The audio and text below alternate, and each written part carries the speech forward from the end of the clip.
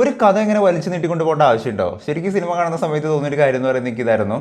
പുഷ്പയുടെ part 1 കണ്ടതിന് ശേഷം പുഷ്പയ്ക്ക് ഒരു പാർട്ട് 2 എന്ന് പറയുന്ന സമയത്ത് ഭയങ്കരമായിട്ടുള്ള എക്സ്പെക്ടേഷൻ വെച്ചുകൊണ്ടാണ് ഈ സിനിമ കാണാനായിട്ട് പോയത്. എന്നോട് ഇന്നലെ കുറേ പേര് ചോദിച്ചായിരുന്നു, ബ്രോ എന്താണ് ഈ സിനിമയെ കുറിച്ചുള്ള എക്സ്പെക്ടേഷൻ? No expectation. കാരണം പുഷ്പ 1 ഒരു വലിയൊരു ഹാർഡ് കോർ ഫാനൊന്നുമല്ല ഞാൻ. പക്ഷേ പുഷ്പ 2 എന്ന് പറയുന്ന ഒരു വലിയൊരു ഗ്രാൻഡ്യൂർ ആയിട്ടുള്ള വലിയൊരു പടമായിട്ട് വരുന്ന സമയത്ത്, ഏറ്റവും വലിയൊരു ബഡ്ജറ്റ് വരുന്ന ഒരു വലിയ പടം എന്നൊക്കെ പറയുന്ന സമയത്ത് പോയി കണ്ടേക്കാന്ന് വെച്ച് കണ്ടാണ്. എനിക്ക് ഏറ്റവും പോസിറ്റീവായിട്ട് തോന്നിയൊരു കാര്യം എന്ന് പറയുന്നത് ഈ സിനിമയുടെ ഡ്യൂറേഷനാണ്. 3.5 മണിക്കൂറാണ് സിനിമയുടെ ഡ്യൂറേഷൻ വരുന്നത്. പക്ഷേ ആ 3.5 മണിക്കൂർ പോയത് സത്യത്തിൽ വലിയ രീതിക്ക് ബോറടിപ്പിച്ചില്ല എന്നുള്ളൊരു കാര്യം എനിക്ക് തോന്നിയത്. കാരണം 3.5 മണിക്കൂറിന് പോയിട്ട് നമ്മൾ 2.5 മണിക്കൂർ 3 മണിക്കൂറൊക്കെ സിനിമ എടുത്ത് കണ്ടിരിക്കുന്ന സമയത്തും എങ്ങനെയെങ്കിലും തിയേറ്ററിൽ നിന്ന് ഇറങ്ങിപ്പോന്നാൽ മതി എന്നൊക്കെ ചിന്തിച്ചേക്കുന്ന ഒരു സമയം ഉണ്ടായിട്ട്, പടത്തിൻ്റെ പേരും ഞാൻ പറയുന്നില്ല, അത്രമാത്രം ഒരു വല്ലാത്തൊരു അനുഭവം ഉണ്ടായിരിക്കുന്ന സിനിമകളുണ്ടായിട്ടുണ്ട്. അത് വെച്ച് നോക്കുന്ന സമയത്ത് ഈ സിനിമയുടെ ഡ്യൂറേഷൻ എന്ന് പറയുന്നത് നല്ല രീതിക്ക് എക്സിക്യൂട്ട് ചെയ്ത് വളരെ എൻഗേജിംഗ് ആയിട്ട് പോകുന്നൊരു മൂവി ആയിരുന്നു എന്നുള്ളൊരു കാര്യം എനിക്ക് തോന്നിയത്. ഈ സിനിമ ഞാൻ ഒരാൾക്ക് റെക്കമെൻഡ് ചെയ്യില്ല, നിങ്ങൾ ഈ സിനിമ പോയിട്ട് കാണണം, നിങ്ങൾ തീർച്ചയായിട്ടും കണ്ടിരിക്കണം എന്നൊന്നും ഞാൻ ഒരിക്കലും റെക്കമെൻഡ് ചെയ്യില്ല. കാരണം ഇതൊരു അല്ലു അർജുൻ പടമാണ്. സ്റ്റൈലിഷ് ആയിട്ടുള്ള ഒരു അല്ലു അർജുൻ നിങ്ങൾക്ക് കാണുന്നുണ്ടെങ്കിൽ നിങ്ങൾക്ക് കാണാൻ പറ്റും. ആൻഡ് പുഷ്പ എന്ന് പറയുന്ന ഒരു യൂണിവേഴ്സുമായിട്ട് നിങ്ങൾക്ക് കണക്ഷൻ ഉണ്ടെന്നുണ്ടെങ്കിൽ അതിൻ്റെ കഥയും അതിൻ്റെ പശ്ചാത്തലവും അവിടെ സെറ്റ് ചെയ്തേക്കുന്ന ആ ഒരു ഫോറസ്റ്റും അവിടെയുള്ള ഒരു സ്റ്റോറി ലൈൻ നിങ്ങൾക്കൊരു ഐഡിയ ഉണ്ടെന്നുണ്ടെങ്കിൽ നിങ്ങൾക്ക് തീർച്ചയായിട്ടും കണ്ടിരിക്കാൻ പറ്റുന്ന ഒരു കണ്ടിന്യൂഷൻ പ്ലോട്ടാണ് ഈ സിനിമയിൽ പറഞ്ഞു പോകുന്നൊരു കാര്യം എന്ന് പറയുന്നത്. പക്ഷേ ഒരു ഫ്രഷറെ സംബന്ധിച്ചിടത്തോളം, ഒരു പുതിയ ഒരാൾ ഈ ഒരു സിനിമ ഒന്ന് കാണുന്ന സമയത്ത് പ്രത്യേകിച്ച് ഒന്നും ഈ സിനിമയിൽ ഉള്ളതായിട്ട് എനിക്ക് തോന്നിയില്ല. നല്ല BGMs കുറേ സ്ഥലങ്ങളിൽ, നല്ല മ്യൂസിക് ഉണ്ട്, അത്യാവശ്യം നല്ല ഡാൻസ് പെർഫോമൻസ് ഉണ്ട്. പക്ഷെ അതിലും മോശമായിട്ടുള്ള കുറേ മ്യൂസിക് ആണെങ്കിലും ഡാൻസ് പെർഫോമൻസ് ഒക്കെ ഭയങ്കര ഓവറായിട്ട് നിൽക്കുന്ന കുറേ പോർഷൻസുകൾ ഈ സിനിമയിലുണ്ട്. ഏറ്റവും എടുത്ത് പറയേണ്ട കാര്യം എന്ന് പറയുന്നത് അല്ലു അർജുൻ തന്നെയാണ്. അല്ലു അർജുൻ്റെ പെർഫോമൻസ് പറയുന്നത് ഒരു രക്ഷയിലായിരുന്നു. ഞാൻ സാധാരണ ഒരു സ്റ്റൈലിഷ് ആയിട്ടുള്ള അല്ലു അർജുനെയാണ്, എനിക്കെപ്പോഴും മോഡേൺ ലുക്കിലുള്ളൊരു അല്ലു അർജുനെയാണ് എപ്പോഴും എനിക്ക് ഏറ്റവും ഇഷ്ടം എന്ന് പറയുന്നത്. ഏറ്റവും സ്റ്റൈലിഷ് ആയിട്ടുള്ള അല്ലു അർജുനെയാണ് നമുക്ക് എപ്പോഴും കാണാൻ ഇഷ്ടം. പക്ഷേ ഈ സിനിമയിൽ പുഷ്പ എന്ന് പറയുന്ന ഒരു ക്യാരക്ടറായിട്ട് അദ്ദേഹം ജീവിക്കാറുന്നുള്ളൊരു കാര്യം തന്നെ വേണം പറയാനായിട്ട്. കാരണം ഒരു പോയിന്റിൽ പോലും ഈ ഒരു ക്യാരക്ടർ ആ ഒരു ക്യാരക്ടറിൻ്റെ ലൈൻ പിടിക്കാതെ ആ ഒരു റേഞ്ചിൽ നിന്ന് മാറിപ്പോയിട്ടില്ല. അത്ര നന്നായിട്ട് ഒരു ക്യാരക്ടർ എക്സിക്യൂട്ട് ചെയ്യാനായിട്ട് ശരിക്കും അല്ലു അർജുനെ കൊണ്ട് സാധിച്ചിട്ടുണ്ട്. ഫഹദ് ഫാസിൽ എടുത്തു പറയേണ്ട ഒരു അടിപൊളി ക്യാരക്ടറാണ്. നമ്മൾ കുറേ കണ്ടേക്കുന്നതാണ്, രംഗണ്ണൻ്റെ പെർഫോമൻസ് കണ്ടേക്കുന്നതാണ്, ഷമ്മിയുടെ പെർഫോമൻസ് കണ്ടേക്കുന്നതൊക്കെ തന്നെയാണ്. ഒരു സൈക്കോ ലെവൽ പെർഫോമൻസ് ചെയ്യാനായിട്ട് ഫഹദ് ഫാസിൽ എന്ന് പറയുന്നത് ഫഹദ് ഫാസിന് ഒരു കേക്ക് വാക്കാണ്, വളരെ എളുപ്പമായിട്ടുള്ളൊരു കാര്യമാണ്.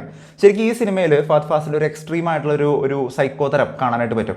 ഷമ്മീനെ അല്ലെങ്കിൽ നമ്മുടെ രംഗണ്ണനെ, അതായിരിക്കും കുറച്ചുകൂടി നല്ലത്. രംഗണ്ണനെ ഒരു പോലീസ് സ്റ്റേഷൻ കൊടുത്തു കഴിഞ്ഞാൽ എങ്ങനെയായിരിക്കും, അതായിരിക്കും ഈ സിനിമയിൽ കൊടുത്തേക്കുന്ന ഒരു കൈൻഡ് ഓഫ് ഒരു ക്യാരക്ടറൈസേഷൻ എന്ന് പറയുന്നത്. നല്ല രീതിക്ക് ഒരു അങ്ങോട്ടും ഇങ്ങോട്ടും ഒരു ഗിവ് ആൻഡ് ടേക്ക് ആയിരുന്നു ഇവർ നമ്മളുണ്ടായിരുന്നത്. ഒരാൾ രക്തചേതനം കടത്താൻ ശ്രമിക്കുന്ന സമയത്ത് മറ്റേ ആൾ അതിനെതിരെ നിൽക്കുന്ന പുഷ്പ 1 എന്നൊക്കെ അറിയാലോ, അതിനൊരു കണ്ടിന്യൂഷൻ ആയിട്ട് നല്ല രസകരമായിട്ടാണ് ഈ സിനിമയിൽ throughout Fahadh versus Allu Arjun എന്ന് പറയുന്ന ഒരു ക്യാരക്ടറൈസേഷൻ പോയിരിക്കുന്നത്. പക്ഷേ എടുത്തു പറയേണ്ട കാര്യം എന്ന് പറയുന്നത് ഈ സിനിമയുടെ സെക്കൻഡ് ഹാഫിൽ വന്നേക്കുന്ന ഒരു വൃത്തികെട്ട ക്യാരക്ടറാണ്. അവൻ എന്തിനാണ് ഇതിൽ കൊണ്ടുവന്നിട്ടേക്കണേ എന്നുള്ളൊരു കാര്യം എനിക്ക് ഇതുവരെയും പിടികിട്ടിട്ടില്ല.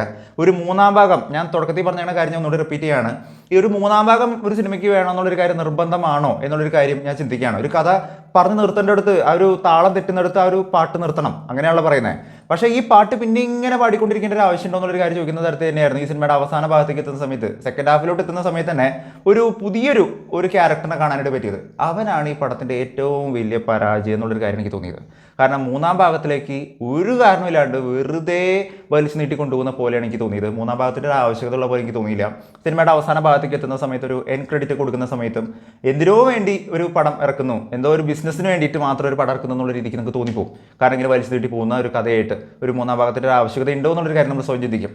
എനിവേസ് ഓവറോൾ പറയുകയാണെന്നുണ്ടെങ്കിൽ ഒരു അബോവ് ആവറേജ് അനുഭവമായിരുന്നു. അബോവ് ആവറേജ് എന്ന് പറയുന്ന സമയത്ത് പുഷ്പ എന്ന് പറയുന്ന ഒരു സിനിമയെ ഇഷ്ടപ്പെടുന്ന ആൾക്കാരെ സംബന്ധിച്ചിടത്തോളം പുഷ്പയുടെ ആ ഒരു സ്റ്റോറി ലൈനും ആ ഒരു ക്യാരക്ടറൈസേഷനും ഇതിനൊക്കെ കണക്ട് ചെയ്യാൻ പറ്റുന്ന ആൾക്കാരെ സംബന്ധിച്ചിടത്തോളം ഒരു ത്രൂ ഔട്ട് എൻഗേജ് ചെയ്യുന്ന തരത്തിൽ സെറ്റ് ചെയ്യാനായിട്ട് പറ്റിയേക്കുന്ന ഒരു സിനിമ തന്നെയാണ്. എന്തായാലും ഒരിക്കലും ബോറടിപ്പിക്കുന്ന ഒരു പടമായിട്ട് എനിക്ക് തോന്നുന്നില്ല.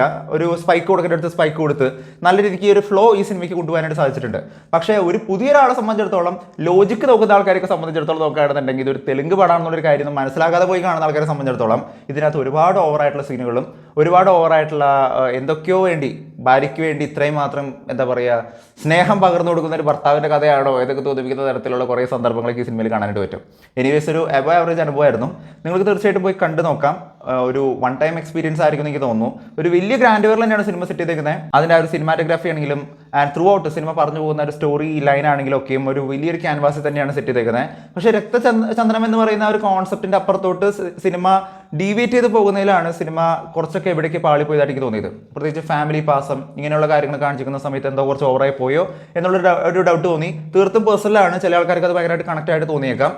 എനിവേസ് കണ്ടു കഴിഞ്ഞാൽ മാത്രമായിരിക്കും നിങ്ങൾക്ക് പറയാൻ പറ്റുക. ഇത് ഇഷ്ടപ്പെടുന്ന ഒരു കൂട്ടം ആൾക്കാരുണ്ടാവും, ഇഷ്ടപ്പെടാത്ത ആൾക്കാരുണ്ടാവും. അത് തീർച്ചയായിട്ടും ഉറപ്പിച്ച് പറയാൻ പറ്റുന്ന ഒരു കാര്യം തന്നെയാണ്. കാരണം ഈ പറഞ്ഞ പോലെ ഇതൊരു ടിപ്പിക്കൽ ഓഡിയൻസിന് വേണ്ടിയിട്ട് മാത്രം കണക്ട് ചെയ്യാൻ പറ്റുന്ന ഒരു സിനിമയായിരിക്കും.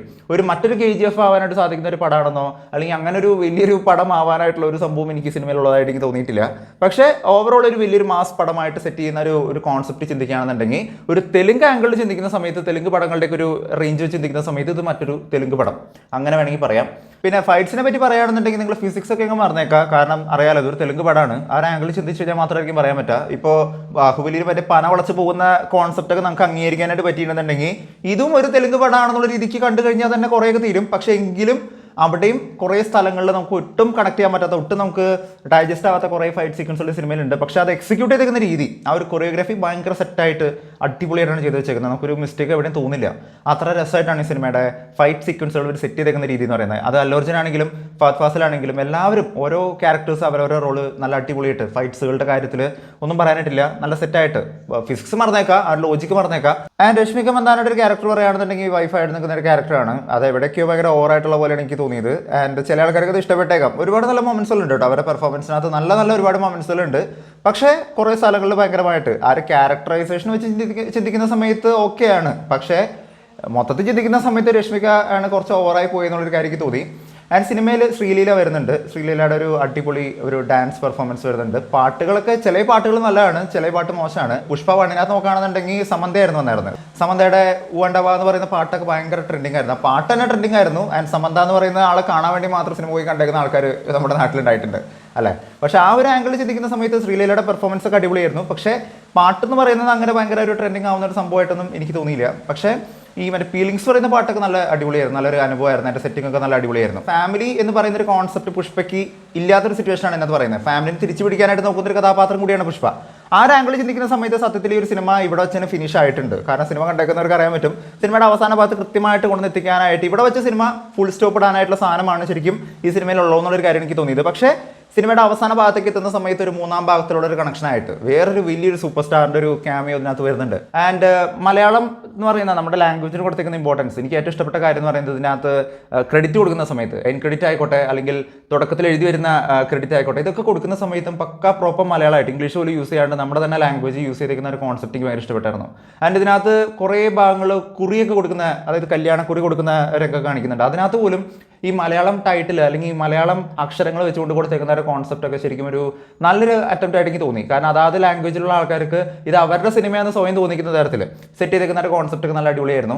ആൻഡ് ഒരുപാട് നല്ല സ്പൈക്കിംഗ് ആയിട്ടുള്ള മൊമെന്റ്സുകളൊക്കെ ഉണ്ടെങ്കിലും എവിടേക്കോ എന്തൊക്കെയോ ഒരു അപാകതകൾ ഉള്ള ഒരു പടമായിട്ടാണ്. ഒരു സെക്കൻഡ് വാച്ചിനുള്ള സിനിമയായിട്ടൊന്നും എനിക്ക് ഒരിക്കലും റെക്കമെൻഡ് ചെയ്യാൻ പറ്റില്ല. വേണമെന്നുണ്ടെങ്കിൽ നിങ്ങൾക്ക് ഒരു വട്ടം പോയി കണ്ടുനോക്കാം എന്ന് മാത്രമാണ് എനിക്ക് പറയാനായിട്ട് പറ്റുക. സോ എന്താണ് നിങ്ങളുടെ അഭിപ്രായം എന്നുള്ളൊരു കാര്യം താഴെ ഒന്ന് കമൻറ്റ് ചെയ്യുക. വീഡിയോ ഇഷ്ടപ്പെട്ടെങ്കിൽ വീഡിയോ ലൈക്ക് ചെയ്യുക, വീഡിയോ മാക്സിമം പേരോട് ഷെയർ ചെയ്യുക. ചാനൽ ഇഷ്ടപ്പെടുന്നുണ്ടെങ്കിൽ സബ്സ്ക്രൈബ് ചെയ്യുന്ന കാര്യം പരിഗണിച്ചേക്കാം. മറ്റൊരു വീഡിയോ ആയിട്ട് വീണ്ടും വരുന്നവരെ it's been Donald Spaces signing out. By.